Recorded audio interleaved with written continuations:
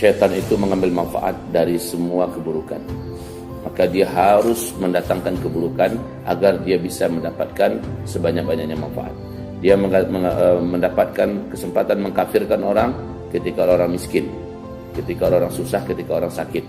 Dia punya kesempatan untuk membuat orang bermaksiat, berbuat dosa ketika orang sedang dalam keadaan susah, dalam keadaan orang terjepit.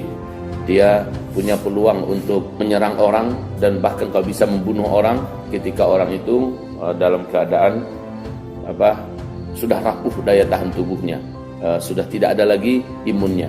Pokoknya dalam kesusahan setan akan mengambil keuntungan.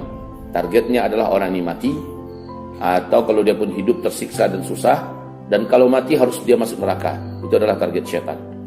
Maka salah satu di antara cara Allah Subhanahu wa taala melindungi kita adalah Allah larang hal-hal yang bisa menyebabkan kita dimasuki oleh mereka. Di antaranya adalah hazan. La tahzanu. Kamu enggak boleh sedih, kata Allah. Sedih itu adalah termasuk di antara penyakit di dalam hati yang dilarang oleh Allah. Kalau kita merasa sesuatu yang sedih, katakan hasbunallah, ni'mal wakil, ni'mal maula, wa ni'man nasir. Katakan la haula wa la quwata illa billah. Katakan tawakkaltu 'ala Allah, la haula wa la quwata illa billah. Jangan sedih. La takhafu, ini juga larangan Allah. Kamu tak boleh takut. Takut itu adalah salah satu di antara pintu-pintu masuknya setan ke dalam kita, ke dalam diri kita. Takut. Apapun faktor yang menyebabkan kita takut, maka itu adalah pembuka pintu setan. Maka juga kamu tak boleh takut. Kita memang dilarang oleh Rasulullah pergi ke kuburan, tapi kalau terpaksa kita lewat kuburan, tidak ada lagi jalan yang lain, hilangkan semua rasa takut, tawakal pada Allah, maka tertutup pintu-pintu mereka. Ketika kita tidak takut, maka kita sedang beribadah kepada Allah. Ketika kita sedang tidak takut, kita sedang beribadah kepada Allah. Sebab kita memang takut tapi hanya pada Allah. Maka setan tak punya kesempatan untuk menembus kita. Nah ingat, virus corona yang beredar dan menyebar ini menimbulkan rasa takut. Betul tidak? Kita tidak boleh takut karena kita ada bentengnya. Bentengnya diajarkan oleh Rasulullah SAW bahwa sesungguhnya yang tidak ada penyakit menular, kata Rasulullah. Kan begitu kan? Tidak ada penyakit menular. Medis mengatakan ada penyakit menular. Ternyata sambungan hadisnya tidak ada penyakit menular. Dia menular dengan sendirinya itu nggak ada. Dia hanya terjadi penularan apabila dibantu oleh syaitan, ditularkan pada yang lain, dibawa, dipindahkan oleh syaitan yang lain. Virus-virus yang ada itu dibawa, dikumpulkan oleh syaitan, dipindahkan pada yang lain. Tentu saja tanpa mengurangi orang yang telah berkembang biak virus pada diri orang itu. Jadi orang itu tetap sakit, sementara kelebihan porsi yang ada pada dia dari perkembangan populasi virus dibawa oleh setan-setan, dipindahkan pada orang lain. Nah, Rasulullah sudah memberi benteng kepada kita, ya, bagaimana cara kita tidak bisa ditembus oleh setan. Rasulullah sudah memberikan benteng. Apa saja benteng-benteng yang sudah kita ajarkan kepada kita semua agar kita tidak terkena oleh virus tersebut yang dibawa oleh syaitan. Saya ingatkan sekali lagi, apa saja jenis penyakit menularnya, apa saja. Saya tak hafal nama-nama penyakit dan tak perlu juga saya hafal. Cuma yang paling penting bagi saya adalah bagaimana saya bisa menjalankan, melaksanakan pembentengan diri yang diajarkan Rasulullah SAW. Pada intinya semua penyakit menular itu, kata Rasulullah, dia menular karena faktor setan. Dan ada juga faktor karena faktor langsung berhubungan langsung, seperti berhubungan intim dan seperti berpelukan langsung di mana air keringat saling bertukar dan sebagainya. Kalau hanya secara langsung itu nggak ada. Jadi terjadi epidemi, ya, penyebaran penyakit dan virus yang mematikan, ketahuilah ada faktor setan di situ. Dan biasanya kawasan itu pasti kawasan yang jauh dari Allah Subhanahu wa taala.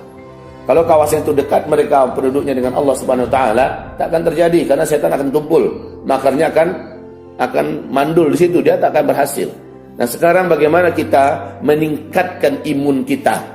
Nah, kalau orang medis pasti imun yang dimaksud itu adalah imun pada badan saja, pada tubuh kasar ini. Padahal imun yang terkuat adalah pembentengan jiwa lahir batin. Itu imun yang terkuat. Dan itu hanya didapatkan dengan takarrub dengan Allah Subhanahu wa taala, dengan ketaatan-ketaatan. Ya, mengamalkan zikir ini, mengamalkan amalan doa ini sebelum melakukan doa ini, itulah imun yang sebenarnya. Karena dengan itu berlapis-lapis kemampuan setan, jin, bahkan kemampuan virus, bakteri segala macamnya menembus kita itu berlapis-lapis, mereka harus mendapatkan kita.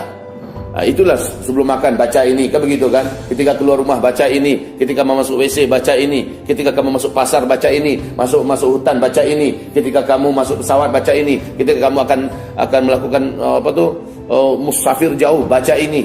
Masya Allah, semuanya diajarkan Rasulullah, dan itu adalah imun berlapis. Kenapa bukan imun ini yang digalakkan? Ya karena nggak ada yang menyampaikannya. Jadi kita sangat butuh imun akhir zaman. Nah ini dia. Kasih judulnya ini adalah imun akhir zaman. Apapun virus, apapun setan, apapun santet, apapun juga kejahatan, bakteri, apapun juga, semua yang disampaikan oleh penjahat-penjahat musuh-musuh Allah dan setan jin, setan manusia, maka bisa ditangkal dengan imun dari Allah Subhanahu wa taala yang akan melindungi bukan hanya fisik, jiwa kita juga dilapisi oleh Allah dengan perlindungan yang berlapis-lapis dan maha kokoh. Lakukanlah itu saudaraku. Jadi jangan cemas. Berbagai macam berita yang sedang membuat tegang dunia ini. Orang Islam nggak boleh la fala khaufun alaihim wa lahum yahzanun. Nggak boleh takut, nggak boleh juga sedih. Ya, benteng lakukan, tapi antisipasi tetap dibuat. Karena Islam melarang kita tawakal goblok. Tawakal goblok itu apa? Tawakal tanpa ada antisipasi. Ya, tawakal tanpa ada antisipasi. Saya ulangi kembali. Rasulullah melihat orang gabung dalam pengajian, sementara untanya biar saja dilepas di luar tanpa diikat. Rasul berkata, itu unta kamu kenapa nggak diikat? Aku tawakal pada Allah. Itu tawakal goblok. Kata Rasulullah, kamu boleh tawakal pada Allah, tapi ikat dulu. Unta kamu itu diikat. Pastikan tiangnya kuat, talinya kokoh, dan ikatannya benar. Maka setelah itu baru tawakal pada Allah. Kita setelah mendengar menyebarnya virus corona, maka kita tetap melakukan antisipasi. Ya, antisipasi yang dianjurkan oleh dokter adalah jangan begini, jangan begitu, jangan makan ini, jangan dekat ini, jangan semacamnya, umpama ya. Lalu pakai masker. Antisipasi tetap kita lakukan, tapi nggak boleh takut. Ini yang paling penting, nggak boleh takut. Jadi persiapan perlindungan zahir itu kita lakukan dalam bentuk ihtiyatan, melaksanakan sunnah Rasulullah SAW. Tetapi puncak imun itu adalah yang mampu melindungi lahir dan batin kita. Lakukan itu saudaraku. Tawakal, la khauf, ya. Ketawakalan pasrah pada Allah dan tidak ada rasa takut, dan mengamalkan zikir ini, zikir itu, baca ini, baca itu. Jangan malaslah. Baca baju, masukkan tangan ke dalam baju saja ada bacaannya. Minimal bismillah kalau memang nggak hafal banyak. Ya, ada. Masukkan tangan kamu ke dalam baju tangan kanan, tangan kiri kamu baca. Setelah itu baca alhamdulillahilladzi kasani hadza wa razaqani min ghairi haulin minni wala quwwah. Seandainya ada sesuatu yang dimasukkan orang atau diletakkan orang, parfum yang berbau sihir dan segala macamnya, maka itu tak akan mempan kepada kita. La khaufun alaihim. Enggak perlu kita takut. Amalkan sunnah, kita aman, ya. Inilah dia imun akhir zaman. Semoga bermanfaat apa yang saya sampaikan. Sampaikan sebanyak-banyaknya, sebarkan seluas-luasnya apa yang kami sampaikan dalam nasihat ini. Pasti Allah Subhanahu wa taala akan membuktikan kepada kita bahwa tidak ada satupun yang dapat menembus lapisan-lapisan pertahanan kita atau imun ala langit. Saya sebut dengan imun akhir zaman ini apabila kita melaksanakan semua sunnah-sunnah Rasulullah sallallahu alaihi wasallam.